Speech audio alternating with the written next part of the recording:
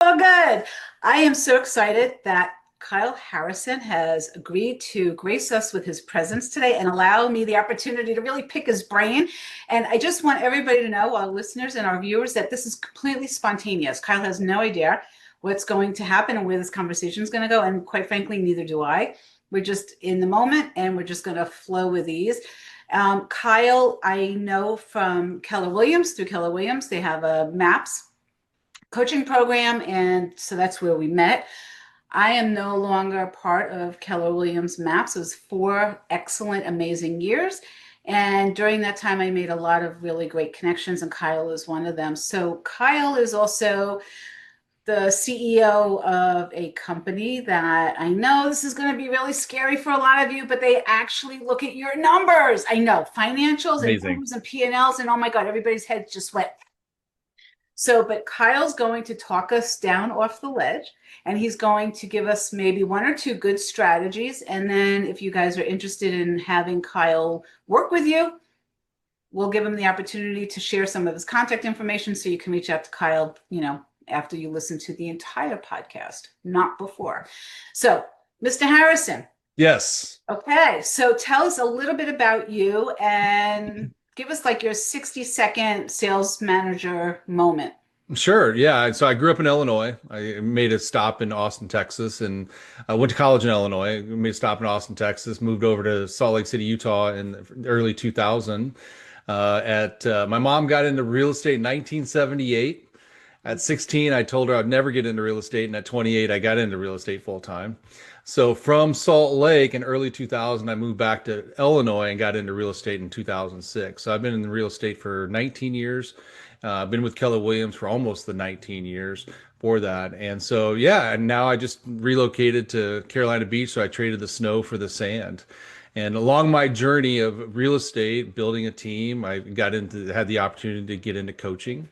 So I've been a full-time coach for the last 8 years, and just a little over 10,000 coaching calls. And my niche is focused on leadership, team building, and financials and wealth. And so that's where we created a company that helps agents. Our one thing is helping real estate agents with their bookkeeping, payroll, and taxes. We don't do any other industries. So we focus on that, and we help agents understand their numbers.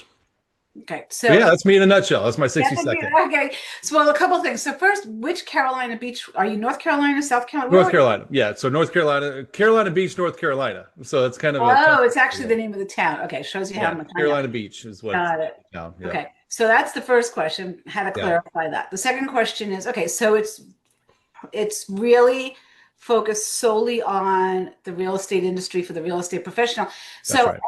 and even with that, so for those listeners who are not in the real estate industry, please know that your numbers in your business as an entrepreneur, team leader, business owner, even as a Yeah. manager of For a sure. team, is if you don't know your numbers, you don't know your business, right? You're not even in the game. I mean, if you really Ah, don't I know the love that. numbers, you're not even in the game. I That's love that. I love that. yeah. So let's start at the basics. So what's the Sure. biggest challenge that you have because you're the numbers guy, and some people, and I'm speaking a little bit from previous experience when I've coached people in the financial industry. One of the biggest challenges they have is having people come to them as clients who are willing to be open and transparent and show them their books, because Yes. it's kind of like, Correct. you're opening up your doors, you're being vulnerable, and it might not be so pretty underneath the Correct. cover, right? Yeah. Well, there's a little backstory to how I really got so far in numbers. And I think it will help the viewers or whoever's listening. So about 5 years ago, it was probably I guess it's been about 5 years ago. I lost 10 coaching clients in 10 days. That's a record, I think. That's pretty awful. Like it was bad. Yeah. And so I called my coach and I said, "Hey, I'm getting out of coaching. I'm not doing this anymore. I'm not serving clients. I just had 10 cancel on me in 10 days." So we unpacked it and come to find out it was the financials. So I was not going over financials with the client. And I basically stood my ground and said, the heck with this. I'm going to pour into financials and understand it. So I immediately sent out an email to my client saying, I'm expecting a P&L the fourth week of the month. Back then it was the third week, but now we're at the fourth week. And I didn't know much about financials. I just required it from my clients so then I could pour into it.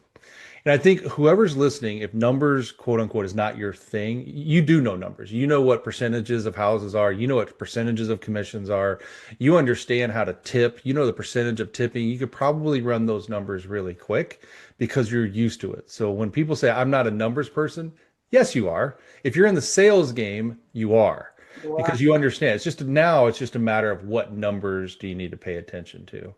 And I think for your listeners, there's all different types of backgrounds in real estate. There's the new agent that's just getting started, right? There's the agents that are working to build a team.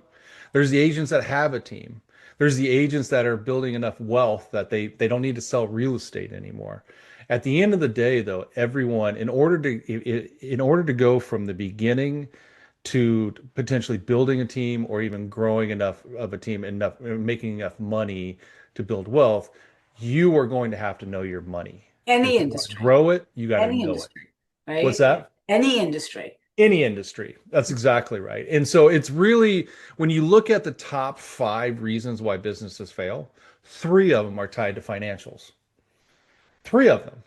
Right. And so it's super, super important, whether it's to your point, any industry, is just understanding what numbers you have to pay attention to. And you may have to do some work. Like real estate, I can tell you really quickly, right? However, if you're in a different industry, what are your KPIs, your key performance indicators that make a difference in how your business moves forward or how it moves backwards? And keep it very, very simple. And I like to say people tend to overcomplicate things to justify their own inactions. Numbers should be simple, and there should only be anywhere between 3 and 5 numbers, 7 max. Those are the numbers you really have to understand and pay attention to. Okay, so what are the numbers? Which industry? Okay, well, can you give us a general one? Sure. So, okay, well, let me start with this. So let's back up a second for I just want to go back. And so I have had clients in the past, Mhm. not the very recent, but in the past, who had commingled accounts. Yeah. They had their business and their personal mingled. And that one thing alone could be horrifying to like Yes. separate it. It Yep. So what is that? What is the psychology of going from the commingled, like what's the reason and the psychology that people will finally realize that I need to separate this out? That's a great question. And I see it all the time. And I think what people end up telling themselves is a story that is more complicated than what it is. Mm. Right? If you're talking about commingling, number one, if you're in business, any type of business, stop it today. Just flat out stop it today for a couple reasons. Number one, you're probably getting some anxiety around tax time that your accountant's asking you to split them. So that's number one. Number two is you're really not running the business as a business. If you're an entrepreneur and you're whatever industry you're in and you're building a business, whether it's real estate or whatever, if you're commingling, you're really not treating your business as a business. And the last one, and probably the most important one, is if you are a small business owner, you're missing out on potential thousands of dollars of write-offs. That's the most important one. I mean, yeah, your account needs it. However, I see it all the time where if they're commingling, they can't write things off as a business owner. When you're a business owner, you can write things off. And here's the thing that, Deborah, I just want your listeners to hear. It's simple to separate the two. I literally was just on a call today talking to an agent about this. Okay. Designate an account, and it can still be your name on it. Doesn't have to be the entity, doesn't have to be the LLC. It doesn't have, just designate an account for your business, checking, savings account, and designate a credit card specifically for your business, and do the exact same thing with your personal. Nice. And what people are going to say is, well, Kyle, how do I get myself, money over to the personal? Money comes into your business, Yeah. make a simple transfer over into your personal account. To pay yourself. Pay yourself, Yeah. right? Yeah. And if you want to pay something, because the problem I see a lot of people having is they're chasing points. Oh, I've got this credit card and this point. I commingle and I love the points. Okay, great. You can still do it separating it. I've got an Amex Delta card for my business and I have a Southwest Visa card for my personal. I chase points too. I just keep everything separate and it really is that simple. You just have to think the minute that you go to swipe your card, is it for business or is it for personal? And keep in the lanes of the two. I promise you, your accountant will kiss you. Number one, you'll be able to write things off, so you're going to be happier, and tax time is just going to be a lot easier. It really can be that simple. Yeah. So that, thank you for that. So that's the very first step. Mhm. So if we go back to when you're starting to look under the hood and you're asking people Yeah. to allow you to have the privilege and the honor of, and they have to trust you, what is the psychology and how do you market to somebody who maybe feels a little bit like, I don't know if I want to share my numbers and I don't know if I want him to see what Yeah, I'm doing. that's okay. We just don't need to work together. It's fine. Oh, there you go. That's a great answer. I love that. You won't even hire those guys. Those are the ones that you refer to somebody else, Yeah, right? that's correct. Yeah, I'm Okay. a coach I'm a person that I look under the hood. If you want help in your financials and Yep. wealth, I have to see it. And if you don't want Yep. to share it, that's okay. There's no judgment on that. I'm not your person. That is awesome. So that's so interesting. So from a coaching perspective, right? So whether it's looking under the hood of the numbers or looking inside the head for the mindset, or in their business, because some people feel like they have to be an island unto themselves and they don't need any help, and a little bit of puffery goes into all of that, right? So I Sure. think breaking down those barriers and showing people how you do provide value. So how do you've got yourself a very good, thriving, wonderful business. Mhm. By the way, it's called Your Bookkeeping Partner. So I'm going Thank to you. promote it for you Yeah, like you thank did, you. right? You're Yeah. welcome. And then, so that is running and commingled with that, you've got your coaching business. Correct. And then I just want to share. So my husband and I invested in an Airbnb. We bought a rental property and it is really, Kyle, and I know I've said this to you and I want to make it like universally known, you were the impetus for that decision. Mm. That You warms my heart. Yeah, that's awesome. We were so concerned and scared, like, could we do it? Do we have the money? How did we find the right place? And you know what? When it's meant to be, and once you put your mind to it, and I know a lot of people use the word manifesting and put things into the universe. I really believe that once we were focused with really clear intention, your group, we were able to learn and hear other people's Yeah. challenges and like, okay, so people make mistakes, nothing is going to be perfect. I have to tell you that we started the Airbnb the second week of April, and we have been making the mortgage plus some of the utilities. And Hmm. it's only been like 3 months, not even. So That's I figured that's amazing. a success, right? That's amazing. Congratulations. That's a big thing because it is. It can be scary, right? And it's just, however, if you're determined, if it's important to you, you'll do it. You'll do the work, and you did the work, right? You showed up, you got uncomfortable, you asked questions, you just kept it at it, and you made the leap. And it was a confident leap because you did the work. People want to show up wealthy and they don't want to do the work. You've got to do the work and Sure. figure out your gaps and go learn those gaps in order Yeah. to move yourself forward for sure. Yeah, and Congratulations. That's good. thank you. And the takeaway, and I hope that the listeners and the viewers are getting this, is that you don't have to do things by yourself. And if Right. something is like big and hairy and you really want to go for it, find a coach. Align yourself with somebody who's done it, been there, done that, and that you can learn from so that you're not making mistakes that are going to end up being very Right. costly, in That's some exactly cases. right. Yep. So, okay. So now you've got all of this happening. You've Yep. got all of this going on. So for you, how do you keep yourself motivated and what drives you? What drives me? That's an interesting question. I think for me, it's been different phases of life. In last October, I decided to move to Carolina, North Carolina. It was for me that motivation was to be by the beach. That was my dream. That was my goal, and I did that and built a house 6 blocks from the beach, and so I lived that. Motivating me is really honestly, it's just being at peace with who I am and where I am. And so really keeping my feet where I am. As we get older, as I've gotten older, I've had things happen around us, people's health decline or deaths in the family. And you start to realize that, none of us are getting out of here alive. And every day when I wake up, I'm blessed. I'm blessed to be able to wake up because some people didn't, right? And we don't know when that day is going to come. So we just really, for me, it's about being present, being at peace, and serving others. I love teaching. I love being on these things. I love being out in front of people. It's about relationships. It's about connectivity. Money does not motivate me anymore. I used to have that, and I'll share a very vulnerable story. I mean, I had a big business, and it was making a lot of money and a lot of investments, and had the car, and had the house, and had the country club, and had everything. And I went in when my daughter, let's see, I think my daughter was about 6. I think that's when went in to tuck her in, and she said, "Dad, I don't feel like I know you."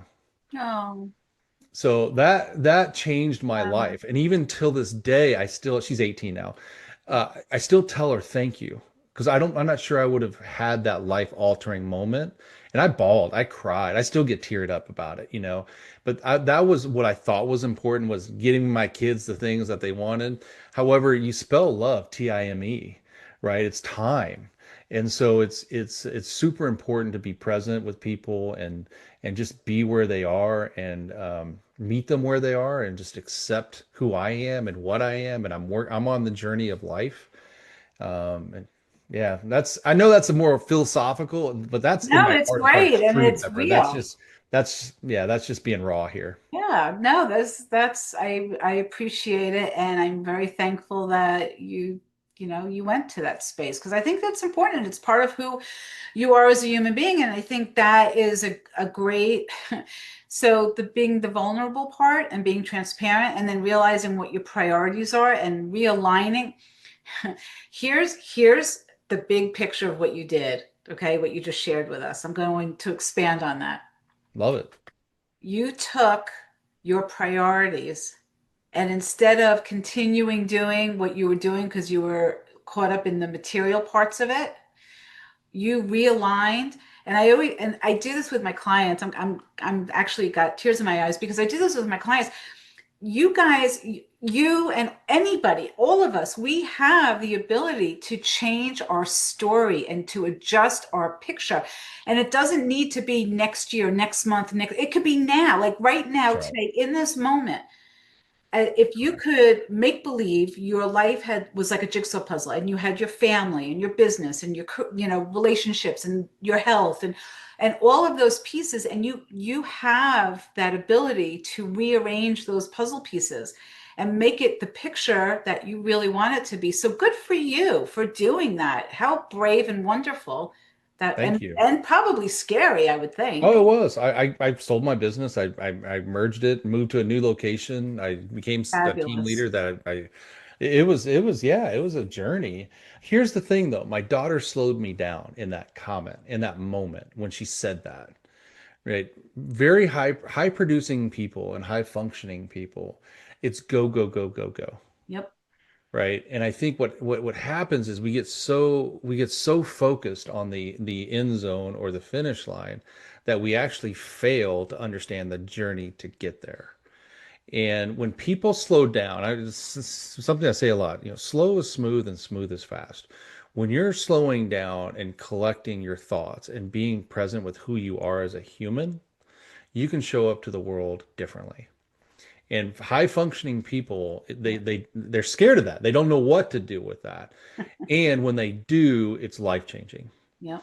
I think that's super, super important. So I know we're talking about numbers. However, there is behind the numbers you have to understand, but you have to understand yourself as a human Yeah. in order to be able to do really to do and get whatever you want and whatever you desire. So that ties into numbers because then what is enough? What is Great sufficient? question. What do I really need? What does my family really need? Yeah. Do You you know? know? Yeah. Have you done the work to even figure that out? Yep.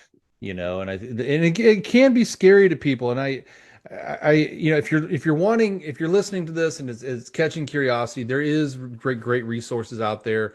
One book that I highly recommend is The Psychology of Money by Morgan Housel. I read that about once a year just to be centered, and it's really shows up how you were raised with money. Were you raised poor? Were you raised wealthy? Did you go through a bankruptcy? Did you go through, like, helps you walk through that. So when you're talking, you're showing up today in whatever industry that you are and you're making money, there is a story that is still grabbed onto your back. 100%. And you have to address that and confront that in order to be able to move forward. And the first step to change is becoming aware, right? And it's really about becoming aware and how you want to move forward with life and money, business, whatever that is. Whatever prosperity looks like and abundance Yeah. looks like. They're so funny. So there's a meme going around on Facebook, or I don't know, Instagram somewhere, and it's about what does success really look like for you, and asking the collective us, right?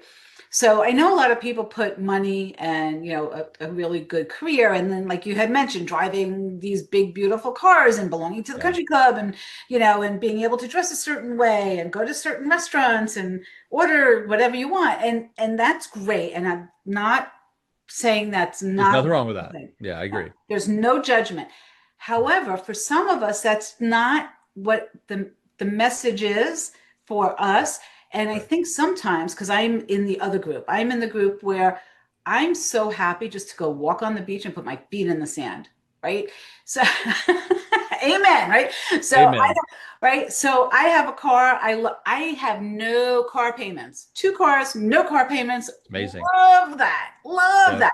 Yep. That to me is success. So I think if you can, in general, if any of us can really just be really comfortable with what our decisions are in our life, and it's the comparison, not being so comfortable and confident in who we are and the life that we're leading, because Yeah, we're in alignment with our true self, right? that's correct. It doesn't matter. Everybody's got their own thing. Let everybody do whatever, let them, right? So Mel Robbins has a book called Let Them. That's her philosophy, let them. And yeah, let people be who they want to be. And there's no judgment attached to it. Yeah. So for you to have the courage to go from, I mean, you made a big shift. Huge shift. Yep, I did. It didn't take me, it wasn't overnight. It was a 2-year process. Okay. However, it was a big shift, and I almost got out of real estate because of it. So yeah, it was a huge shift. Okay. Yeah. I think that Deborah, we're talking about this, and there's maybe some limiting beliefs coming off in people's ears or their mind, what they're thinking, and there's exercises that work through finding that. If you're not in peace, I mean, one was, I think it was a bold exercise. I think it was a bold exercise. Write your own eulogy. That Yeah, is a write a huge one. eulogy that you would want to be read at your funeral. Yeah, That potentially is a great start to how you want to live I your love life. that. I Or love write a that. 10-year letter, or like there's definitely some exercises out there. If you want to get better in whatever it is, you've got to do the work. It's just you may be scared of what you're going to find out about yourself, Yeah. So Yeah, it's really interesting. So, all right, so I'm shamelessly going to mention my book. Okay, so it's here, and it's the name of the podcast is Entrepreneurial Oomph, right? And the reason why I wrote it's a tiny little book. It's literally, I think, 84 pages. It's a 2 hour read, front to back, whatever. The baseline is what you're talking about, though, because it's similar. It's being in alignment, and the most important thing is being able to take a moment, yeah, breathe, pause, and then turn the camera inward and mm, really look at who you are and find what your passion and your purpose is. And then figuring out how to make the next step. So for you, you said it was a 2 year process. yeah, So how did you do a lot of reading? Did you yeah. find a guide, a mentor, a Yeah, I coach? hired I hired a coach. I Good hired for a coach you. that really could work on like my life. He was great. He was fantastic. He helped me get that. And it just helped me find my purpose. I mean, I think John Gordon said it best. People don't get burned out by what they do. They get burned out because they forget why they do it. Yeah, Right. And Gary just said it the other day. He says, burnout is your flames out. Right. I mean, it's really about what fuels you and what your passions are. So it was doing a lot of internal work. Who did I want to become? When I look at, there's a bold law, you obviously, Keller, be, do, achieve, right? High functioning people are amazing at doing and achieving. They Mhm. suck at being, right? So it's really about becoming. And who does the human being that you want to become? Yep. That's the heavy work. So that 2 year process was really figuring out who I am, what I am, revisit my values, who do I want into my life. I can't tell you how many Facebook friends I unfriended. Who was I going to allow into my world that is in alignment with who I am and where I wanted to be? So it's not a click the fingers and or snap the fingers and it's Right. here, It's a poof, we're process. this magic person.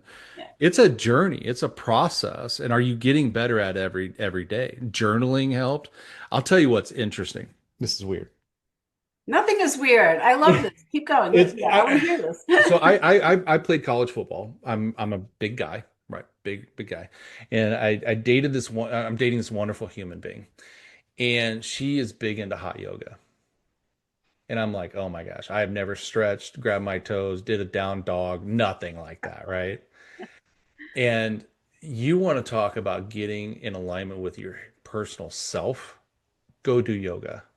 It is you and the mat, and I cried. There's many times where I bawled on the mat and just sat there because I was just in alone by myself on that mat. So it's those are the things that you get in alignment and that could help turn your journey or maybe straighten the journey that you want to be on. But to your point, Deborah, you have that decision to make that. Yeah. And it might not be easy, and it could be very, very hard. Embrace the hard though. Is it harder to go down the road that you're not happy with, or is it harder to change to in the direction that you want to be? Yeah, there's a saying, so you talk about writing your own eulogy, right? So there's an exercise that we do. I work with some clients on some of these things, and when they're just not, they're so fearful of shifting because they can't see the ripple effect down the road. We go through this whole process, and basically the end question to them is, you're on your deathbed. Hmm. Your eyes are going to close any second. You're done. What are your woulda, coulda, shouldas? And yeah, and it's a very impactful question because you don't want to live with that regret. You don't want to live with the woulda, coulda, shoulda. And Yeah. we only get one turn on this earth, right? And what do we Yeah. want to do with it? Well, you have a 1 in 4 trillion chance of just actually being born. And then now you have one shot at it, right? I There's should have a, known that you would come up with some really interesting numbers. yeah, I mean, gosh, live it. But the five regrets of the dying is a really good, powerful book. And what you've said is, it's basically a book that went out talking about it was a caretaker, and she wrote a book on what the majority of the dying regret. And it's fascinating, and it's kind of like, wow, I don't want to do that or be that or whatever that looks like. So it's a powerful question. And I think we're on the journey of life and we don't know when that last breath is. And are you living it? Are you living the life that you choose to live? And the awesome thing is that you have the power to change it if you don't like it. Yeah, isn't that amazing? And so many people don't embrace that, or maybe, I think part of it is too, they feel like they haven't been given permission. And the Mhm. whole thing around that, right? One coach to another, talking to the masses here, you don't need permission. Go do it. Go It's do it. your life. This is your ship. You're at the wheel. Steer it the way that you want to have it steered. So Yeah. I just, I'm yeah, so passionate about it. I'm so glad this topic came up. It opened, the doors like what motivates you, and when people can see their light and they can see that they're meant to do great things and meant to be who they want to be, that lights me up. I mean, it really just it lights me up. And money and wealth and cars, and that's just a tool.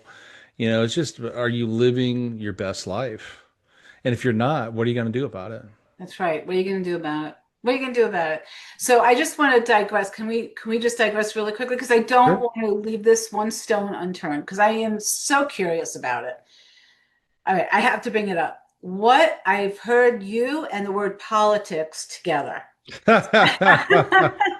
So can you explain a little bit? Just give us a quick Politics. Oh overview. man, yeah. Yeah. So I got into politics quite closely when I got into real estate. I just wanted to meet and network some people, and one of my best friends ended up being he's now a retired state senator out of Illinois, and he and I reconnected when I moved back to Illinois.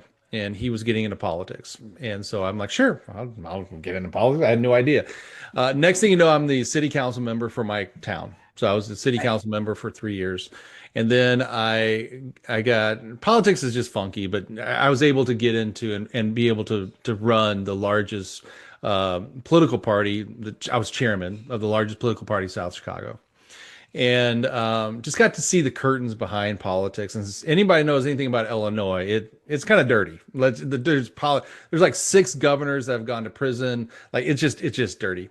Yeah. And I had an I didn't realize it opportunity. was that many. So, Oh yeah, it's dirty. Like Chicago, it's just wow. dirty. When I decided to run for chairman, I had a U.S. congressman in my office 3 days later. A U.S. congressman because I was in his district, right? And he wanted to size me up and shake me down and whatever that looked like. Um, so then I had the opportunity to be a state rep, a House rep. I got asked, one of the people in my district were were retiring. And they said, you're kind of second in line because I was running this district and blah, blah, blah. And I turned it down. And the person who called me said, why are you turning this down? You could be a House representative. You could go to U.S. Senate, like whatever, like that's your path. And it's just dirty. Like it just, I couldn't be who I wanted to be in that environment. And so I ended up walking away and I said no. And the gentleman asked me like, why? I said, well, there's 2 reasons. Number one, politics is dirty as hell in Illinois. Number two is I can't make enough money for my family. Like I'm making really good money. I get this business. And you know what he said to me? This is great. You'll love this. He goes, have you ever seen a broke politician? That is good. Yeah. Nope, I haven't. You're right. Yeah. So anyway, I walked away and I'm glad I did. And yeah, I got to see some cool things. I got to meet some really cool people and be involved in some really neat things. But from a politics standpoint, I'm in Carolina Beach now, and I considered running for like city council just to kind of get my feet back in it. But like, gosh, there's just a lot of I don't know. So It's so politics hard. was great to me. I mean, it really was. It just different phase of life. Well, I can say this, and I believe I can speak for everyone who has had the opportunity and the privilege of meeting you and being able to call you friend, that I am, for one, extremely grateful that you didn't go into politics because I might not have met you. So, Likewise, I'm grateful for you too. Yeah, my whole family is glad I didn't go into politics. I'm sure, I'm But sure. politicians, they love realtors. I mean, they're flexible. They can engage with people. They can ask. They can raise money. Like they're There you go. gregarious to typically and bold and all that sort of thing. Realtors make great politicians. So, Yeah. Oh, yeah. That's an interest. Well, now look, you still have time if you, yeah, no, well, right? it's good. I'm enjoying my life on the beach in the Good mornings for and you. the afternoons and the evenings. So it's Good good. for you. All right. Well, listen, I appreciate you Likewise. being here, and I am so grateful for your sharing and being transparent and vulnerable and honest. And we'll have some contact information ready for anybody who wants to reach out to you. But if you want to just share with us here, best email or way to contact you for either of your businesses, the real estate, the coaching, the the Yeah, and the best bookkeeping one is order. just Kyle Kyle at your bookkeeping partner all spelled out.com. So Kyle at your bookkeepingpartner.com is the best way to reach out to me. I will respond very quickly. I've got a staff that responds and notifies me. And so if there's any questions that you ever need, and I'm just so passionate about people and I'm so passionate about helping people get where they want to go. So if you have questions, need anything, I'm always an email away. So I appreciate the Awesome. opportunity. Thank Thank you you. so much, Kyle. I really My pleasure. appreciate it. Yeah.